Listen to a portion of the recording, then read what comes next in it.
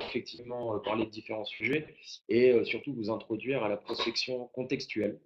Donc merci de me confirmer que tout est bon pour vous, que l'audio est bon euh, et que vous arrivez donc effectivement à visualiser toutes les slides comme il faut. Donc comment va se passer cette présentation, ce petit webinaire? Tout simplement en abordant différents points.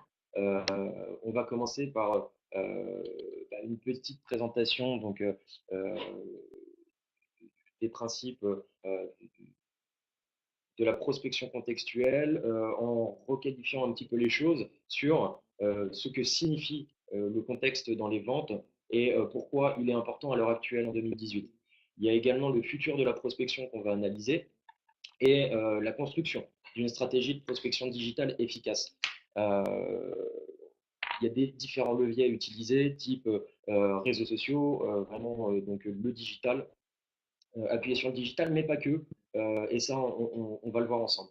Ensuite, on passera à un question-réponse d'une quinzaine de minutes pour répondre à vos interrogations profondes.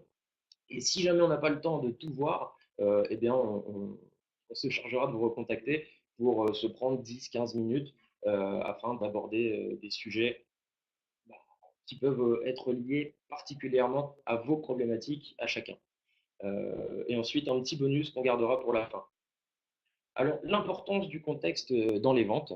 L'importance du contexte, effectivement, à l'heure actuelle, on sait que on a eu une évolution de la transformation enfin, on a eu une transformation de la prospection, du mode de prospection.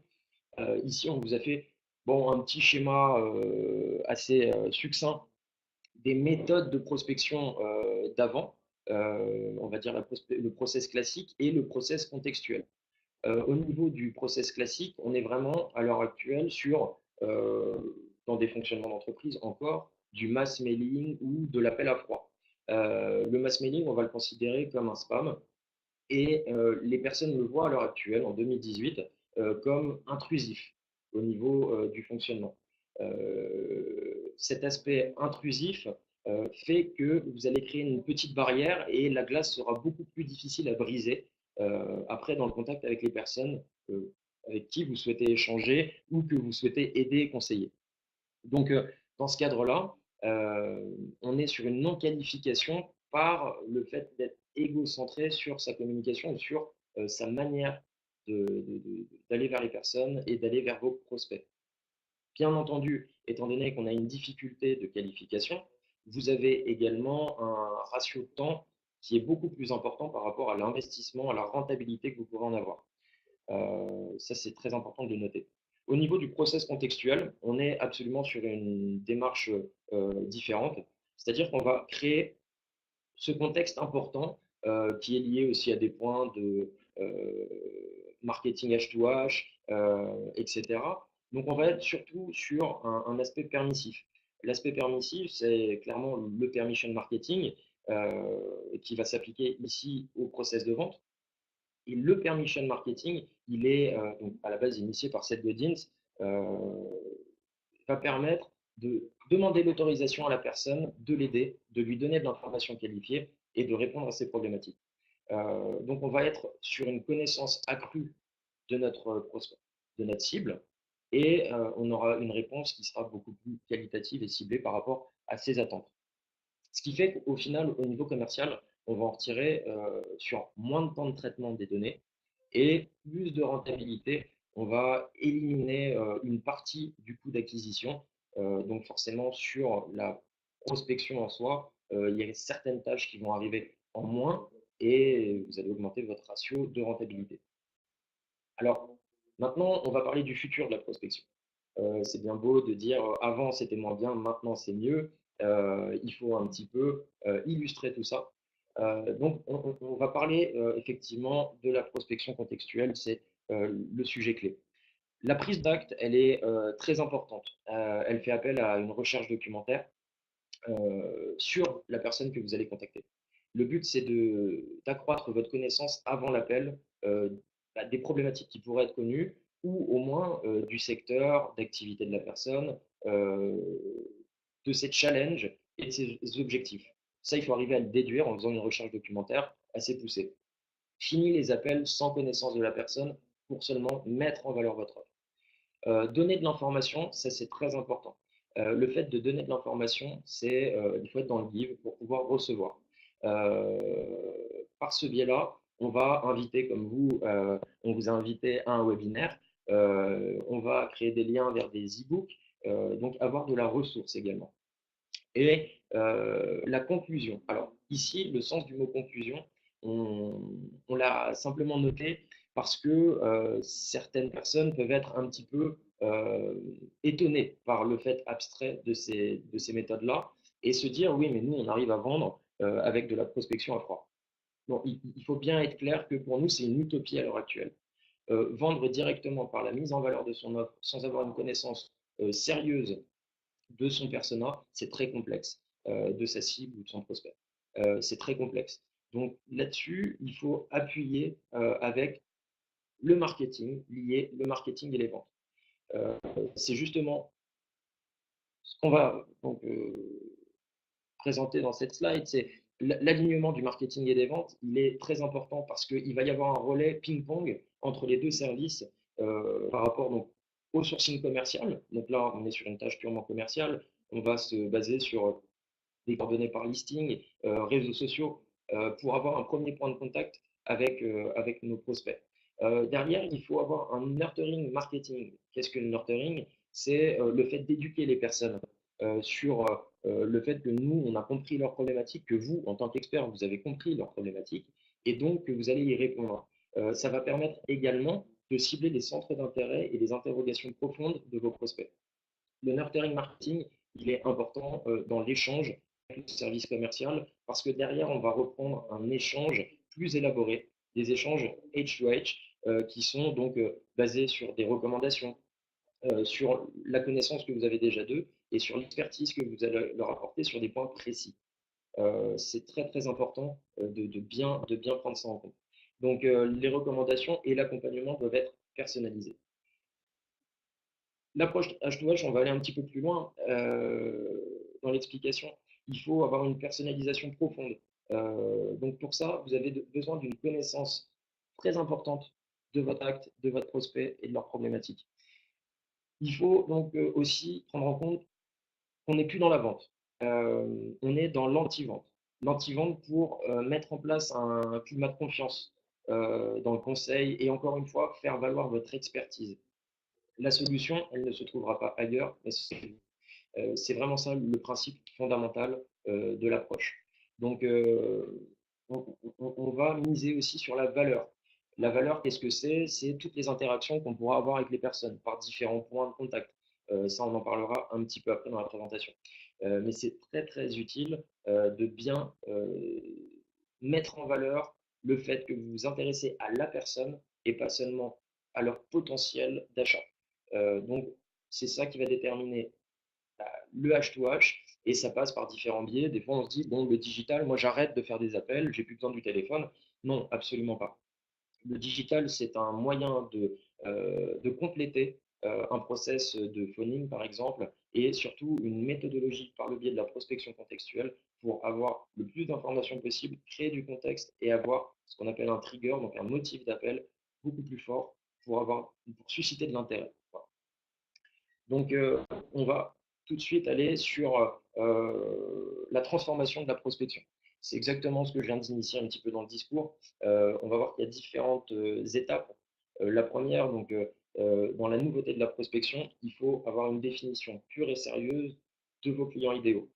Donc, il faut construire une base de données, comme vous le voyez, de clients cibles en rapport avec le produit ou service choisi. Choisi, c'est celui que vous pouvez proposer par rapport à tel ou tel secteur ou par rapport à tel ou tel client. Donc, si vous voulez mettre en valeur un produit qui vous apporte un peu plus de rentabilité, qui est plus générateur de valeur pour vous, vous allez forcément avoir une cible différente que sur un autre produit, sur une autre typologie. Vous avez une meilleure connaissance que moi de vos produits et services, on pourra échanger là-dessus après, il n'y a aucun problème. Il y a une priorisation du prospect à avoir. Donc, par rapport à différents outils, moi, je vais vous montrer la matrice FIC, la prospect pardon, Fit Matrix. Je vais vous montrer également la matrice de positionnement. Ce sont deux outils qui vont vous permettre de faire un tri par rapport aux personnes que vous pensez bonnes pour vous, peut-être dans un premier temps, et où vous allez un petit peu aller plus loin dans la connaissance pour approfondir. Et il faut affiner encore une fois de plus votre recherche. Et là, je vous montrerai une méthode, la méthode Gantt, qui va vous permettre donc d'avoir encore un ratio de connaissances supérieur. Donc, définir les clients idéaux, comment ça se passe?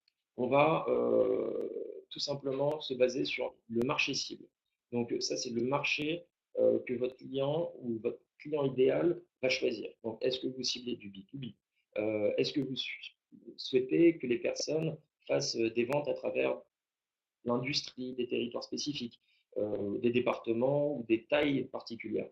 Il faut vraiment connaître leur marché à eux pour pouvoir vous projeter avec eux. Il y a la stratégie marketing qu'ils ont initiée. Est-ce qu'ils sont sur des campagnes ciblées sur différents comptes? Est-ce qu'ils ont une génération d'attraction inbound? Par exemple, pour nous, c'est très intéressant de savoir si les personnes ont initié des stratégies marketing ou commerciales clés dans leur développement. Est-ce qu'ils sont déjà dans cette façon de penser? Donc on va vraiment se baser là-dessus. La localisation, on est aux États-Unis, on est un peu américain dans le principe, mais voilà, donc tout simplement où ils sont au niveau de leur localisation par rapport à votre périmètre d'action. Ça, c'est du bon sens. On a aussi tout ce qui est fonctions et services. Donc la vente au détail, le retail, est-ce qu'ils sont dans le service financier? Ça dépend vraiment du point où vous pouvez les aider. C'est clairement ça. Ensuite, les attributs. Bah, est-ce qu'ils utilisent un CRM? Par exemple, pour nous, c'est important de le savoir. Des techniques de référencement naturel, nous, c'est pareil, c'est très très important de le savoir. Vous, ça pourrait être d'autres points. Vous m'en parlerez après, de savoir si vous comprenez dans la démarche sur vous comment ça pourrait s'appliquer. Ensuite, on va prioriser nos prospects. On a fait un premier tri sur un profil, on va les prioriser. Donc pour ça, on va utiliser la prospect Fit Matrix, qui est ni plus ni moins qu'un système de notation, de scoring du potentiel de vos prospects. À ce niveau-là, on va avoir trois grandes catégories qui vont ressortir. Le prospect à fort potentiel, le prospect qui est neutre et le prospect qui a faible potentiel. On va se baser sur les revenus annuels, donc le chiffre qu'ils vont réaliser, pour savoir si ça rentre un peu dans notre carcan au niveau de notre offre de service. On va savoir aussi où ils sont situés, ou quel est leur rayon d'action. Donc la localisation, est-ce que eux, ils sont plutôt sur une vente régionale? Est-ce qu'ils sont sur les pays frontaliers, la France, le national ou le reste du monde, en fonction de vos possibilités d'action également. Bon, dans le digital, on a beaucoup plus de facilité de cibler des personnes qui sont dans le reste du monde, par exemple, mais on peut avoir sur certaines stratégies une envie particulière ou une condition de ciblage basée sur la région. On travaille avec des personnes aux États-Unis, en Espagne, donc c'est vrai que la limite du digital n'existe pas trop. Après, on a donc tout ce qui est question d'offres. Donc, ce que vont proposer les gens réellement, mais en profondeur, pas visuellement sur leur site internet. J'ai vu que il suffit pas de voir ça, il faut aller un petit peu plus loin, comprendre les produits qui sont proposés par votre client pour pouvoir aller l'aider. Par exemple, en ce moment, je suis en contact avec des personnes qui sont dans la réalisation et la construction de machines pour des analyses biologiques. J'ai besoin de comprendre réellement ce qu'ils vont faire pour être sûr de pouvoir bien mettre en valeur leur stratégie digitale, vu qu'on intervient dans une aide sur leur stratégie digitale. Après, leur stade de maturité. À quel stade ils en sont? Est-ce qu'ils sont en groupe? Alors, Dan, j'ai une petite question, pardon. Quelle méthode? Quelle méthode? Est-ce que je peux avoir une petite explication de quelle méthode? On reviendra peut-être, Dan, sur les questionnements un petit peu après, parce qu'on va avoir 15 minutes pour pouvoir répondre aux questions. Donc, ça va me permettre de, voilà, comme ça, pouvoir interagir un petit peu avec vous. Je reprends un peu le fil. Donc, stade de maturité, savoir donc, est-ce que c'est un groupe, une PME, une start-up, ça va vous permettre effectivement d'en déduire le potentiel. Les objectifs principaux aussi, est-ce qu'ils sont basés sur une qualité de service, comme vous pouvez le dire? Est-ce qu'ils ils ont envies de croissance importantes. Il y a certains groupes dans l'immobilier, par exemple en France, leur but c'est d'additionner les indépendants pour pouvoir grossir de manière plus importante et pouvoir prendre plus de parts de marché. Et ils ont un rayonnement maintenant qui a commencé au national et qui va se développer à l'international sur le même modèle. Quel est leur modèle économique? Leurs besoins, est-ce qu'ils sont accessibles ou non? Voilà. Donc, vous allez un petit peu travailler sur tous ces points et on peut aussi voir pour vous accompagner si jamais il y a des difficultés à utiliser cette matrice. Ensuite, au niveau de la matrice de positionnement, bon, beaucoup plus succinct au niveau de l'explication, hein. Si on déduit qu'il y a un intérêt pour ce qu'on va proposer et qu'on se rend compte que la personne est compatible par rapport à l'utilisation de la prospect matrix, derrière, on va avoir un aspect de contact immédiat à réaliser par le commercial. Par contre, si la personne elle est intéressée mais n'est pas forcément compatible, le but ça va être de l'amener sur le terrain de la compatibilité par du nurturing par exemple au niveau marketing. Donc voilà, il y a tout un intérêt encore une fois de coupler le marketing et les ventes, on le voit même dans cette matrice. Ensuite, on est donc sur la méthode BANT. La méthode BANT, c'est tout simple. En fait, elle va reprendre des notions de budget, savoir si la personne est capable de payer. Donc, il y a des outils qui existent. Je ne sais pas si vous connaissez la POFAS. Enfin, vous avez différents outils possibles pour analyser la santé financière de l'entreprise. Vous avez donc authority, pardon, c'est est-ce que le prospect est décisionnaire ou pas. Le but, c'est effectivement peut-être des fois d'avoir la personne qui est chargée de certaines tâches, mais bien entendu de mettre en lien et dans la boucle la personne qui est décisionnaire et bien la connaître. Ensuite, need. Est-ce que le prospect a réellement besoin de nous? Donc ça, il faut savoir l'analyser.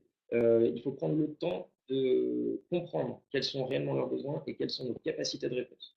Ensuite, la timeline. Donc, quand est-ce que la personne veut acheter ou voudrait passer sur un acte de collaboration avec vous, de partenariat, tout simplement. Donc après, à l'action. On va rentrer ici sur tout ce qui est lié à la prospection. Donc on va miser sur des appels tièdes, développer un motif d'appel, etc. Éduquer avec des contenus premium. On l'a dit ici, du nurturing, des articles, un webinaire, voilà, donc du contenu premium. On va créer des nouveaux points de contact aussi. Donc on va voir le détail de tout ça.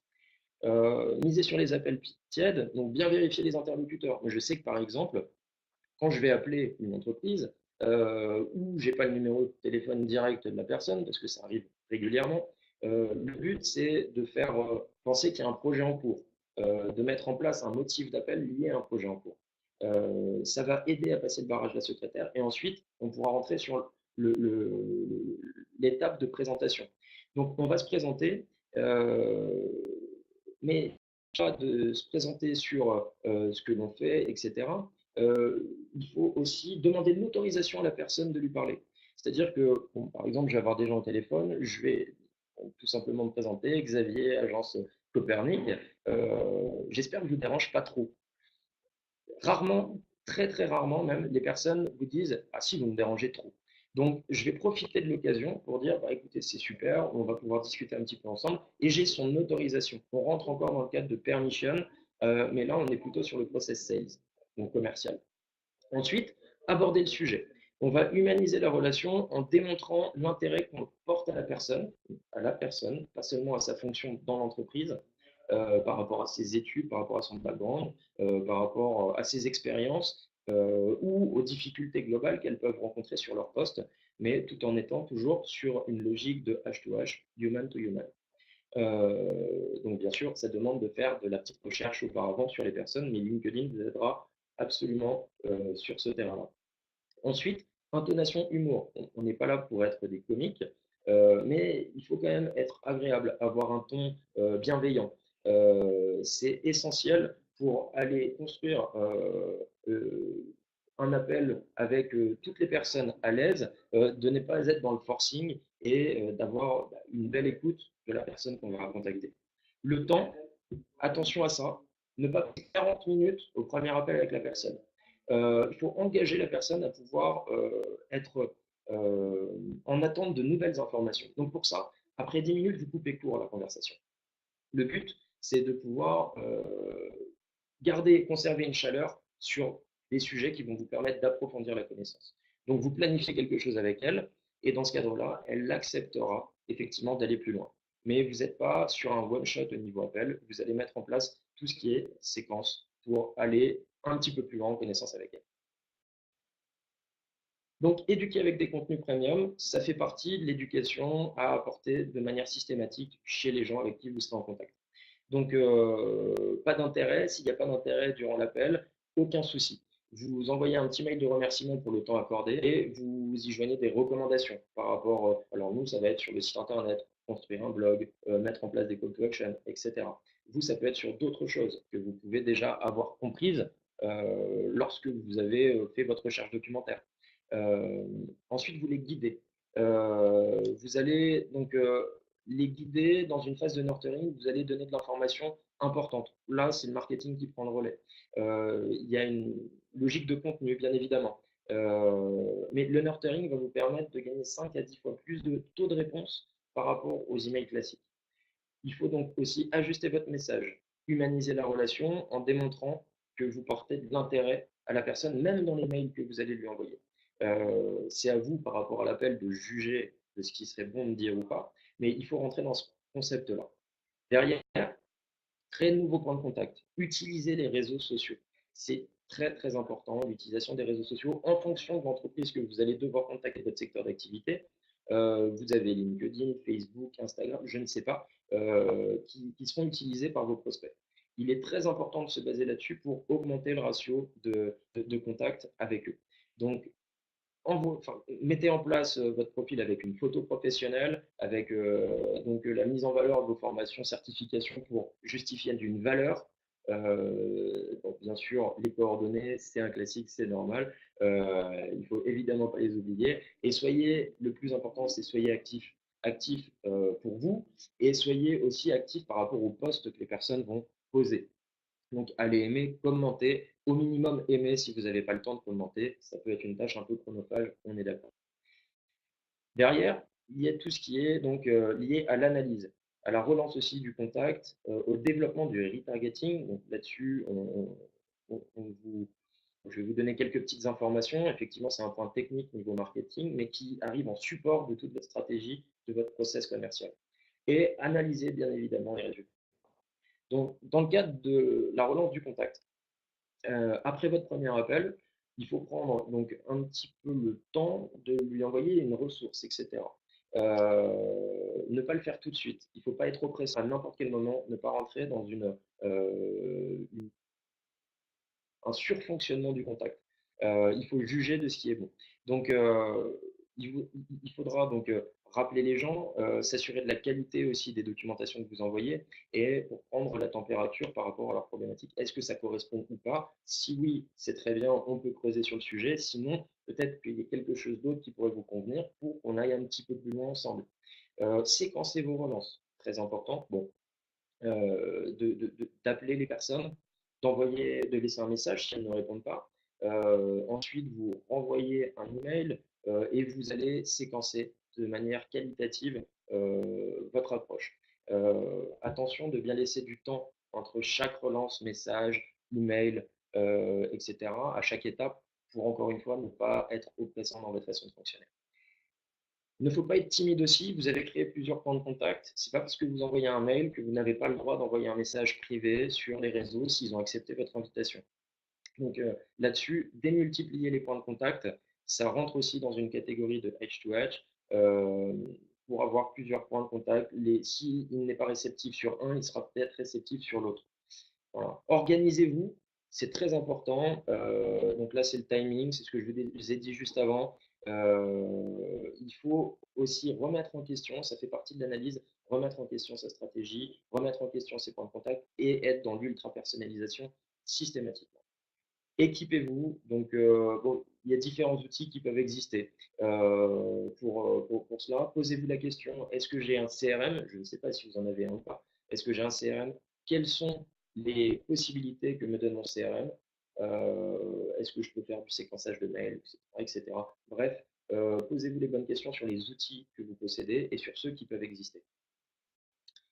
Derrière, donc, il faut aller sur un développement du retargeting. On en a parlé juste avant. Euh, donc là, très simplement, pour le principe du retargeting, ça va être d'envoyer des publicités ciblées aux personnes qui sont venues visiter votre site. En fonction de l'utilisation de certains réseaux, vous allez privilégier Facebook Ads, Google Ads via le réseau display ou LinkedIn Advertising. En fonction de ce que vous voulez, de la population que vous voulez toucher, de ses habitudes de networking via les réseaux sociaux, etc., il faut miser sur le bon ratio efficacité parce que ça a un coût et donc être sûr de bien cibler. Euh, Derrière, il faut suivre les publications. C'est très important de suivre les interactions, d'identifier les prospects. Encore ici, il y a des outils qui existent sur le web, vous pourrez aller voir ou on pourra en discuter ensemble. Mais vous avez vraiment tout intérêt à suivre tout ça parce que là où vous n'aurez pas une réponse sur un certain canal de contact, peut-être que vous aurez des retours par le biais de l'ADS et donc vous avez à nouveau un trigger d'entrée pour une relance, pour un appel. Ensuite, donc, l'analyse des résultats. Il faut s'adapter. Effectivement, donc, à votre prospect. Accepter la remise en question et surtout, dites non à la routine, effectivement. Parce que la routine va vous empêcher d'être dans l'ultra-personnalisation. Vous allez prendre des habitudes qui ne seront pas forcément toujours les bonnes. En fonction de notre cible, en fonction du prospect, etc. Il y a peut-être des actions à mener, d'autres non. Encore une fois, toujours être dans l'analyse et la remise en question. Pensée contenu. Alors là, si au niveau commercial, vous n'avez pas assez de contenu, retournez-vous vers votre service marketing pour qu'il puisse vous donner d'autres contenus à envoyer, peut-être plus qualifiés. Voilà. Le but, c'est de travailler main dans la main. Accompagner les équipes, il est très très important de mettre en place des reportings réguliers pour analyser alors, il n'y a jamais de choses mal faites, mais il peut y avoir des points d'amélioration. Donc bien analyser ces points d'amélioration, des zones d'ombre effectivement où on pourrait éclairer un petit peu les collaborateurs sur la manière de fonctionner et le travail en équipe rentre là d'une façon très qualitative dans le process parce qu'il va falloir donc échanger ensemble et donc remettre en question les choses tous ensemble au niveau de l'équipe. Si vous êtes seul, bah, écoutez, il va falloir prendre le temps pour développer un petit peu les choses et voilà, aller un petit peu plus loin dans la réflexion. Vous pouvez aussi avoir des conseils support extérieurs. Le taux de conversion, très important, taux de conversion en fait de prospect à client. Donc ça va vous permettre également de bien analyser la qualité à la fois de votre ciblage et de vos actions. Particulièrement du ciblage, c'est-à-dire que si vous n'avez pas du tout de taux de conversion, c'est peut-être qu'il y a une qualification qui a été mauvaise au départ, ou en tout cas à améliorer. Voilà. Donc ça, c'est très important de le prendre en compte. Le taux d'ouverture aussi par rapport à toutes vos actions de mail, etc. Les taux d'ouverture et de clic sont super importants pour remettre en question là, à la fois vos mails, l'articulation de vos mails, les call to action qu'ils vont pouvoir avoir et aussi de connaître et d'optimiser les appels sur les personnes qui sont tièdes ou chaudes pour rentrer dans une efficacité commerciale. Donc, voilà. Ensuite, donc, bon, on se présente un petit peu chez Copernic comme l'extension de vos équipes. Donc, les questions vont être ouvertes. Ça fait maintenant 28 minutes que je vous présente le sujet de la prospection contextuelle. J'aimerais bien avoir quelques-uns de vos retours. Donc, voilà, on est une équipe soudée qui intervient en soutien de vos actions, à la fois sur les tâches de prospection, les tâches commerciales et bien évidemment sur le marketing. On est une des seules agences qui va se présenter de cette manière avec un support lié au commercial pour aller rentabiliser des actions rapidement. Donc, où nous trouver à Nancy, tous ceux qui sont à Paris, parce qu'il doit y en avoir, on est à 1h30 en TGV, c'est pas loin pour nous rendre visite et c'est assez sympa. On a du bon café. Sinon, donc voilà, on peut passer ensemble à une petite trentaine de minutes avec des conseils gratuits, personnalisés, on en a parlé juste avant, sur vos stratégies digitales, sur l'articulation de votre site, sur vos stratégies SEO, etc. Donc, n'hésitez pas, bien évidemment, après à me contacter, à m'envoyer un mail. Et ce qu'on va faire aussi, On va vous envoyer un mail juste après cette présentation avec un lien de rendez-vous qui permettra, si vous le souhaitez, de prendre rendez-vous pour 10 minutes d'entretien ou plus.